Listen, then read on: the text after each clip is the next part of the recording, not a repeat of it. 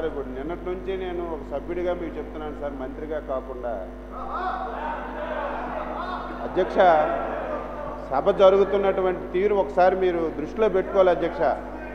మేము మొన్న కూడా కొంచెం హర్ట్ అవ్వడానికి కారణం ఏమిటంటే, ఎవరు సభ్యులు మాట్లాడినా సరే అందరూ పోడియం దగ్గరికి వస్తున్నారు సార్. ఇది చూడండి సార్, 4 రోజుల నుంచి సార్, 20 సంవత్సరాల నుంచి శాసనసభ చూస్తున్నాం సార్.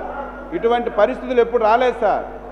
ఏదో ఒక సందర్భంలో రావడం, మీరు చెప్పిన తర్వాత వెళ్ళడం, కానీ ప్రతి విషయానికి పోడియం దగ్గరికి రావడం అనేది శాసనసభ చరిత్రలో ఎప్పుడూ లేదు సార్. ఈరోజు ఒక అవగాహన లేనటువంటి ప్రతిపక్ష పార్టీ శాసనసభలో ఉండడం వల్ల ఈ సమస్యలన్నీ వస్తున్నాయి. నేను ఒక విషయం మీ దృష్టిలో తెస్తున్నాను అధ్యక్ష, చాలా ఇంపార్టెంట్ అధ్యక్ష. ఈరోజు ప్రభుత్వం అన్ని విషయాల మీద కూడా ఈరోజు వారు ఏవైతే లేవనెత్తారో మేమే ముందుగా శాసనసభలో చర్చించి అన్ని విషయాల మీద చర్చించి ప్రజలకు మేలు చేద్దాం అనుకుంటే, ఈరోజు నేను అనుకున్నాను, నాకు కల్లోకి వచ్చింది ఈరోజే శాసనసభలో ఇది రావాలని పట్టుపట్టడం, శాసనసభ సమయం వృధా చేయడం అనేది ఇది మంచి పద్ధతి కాదు.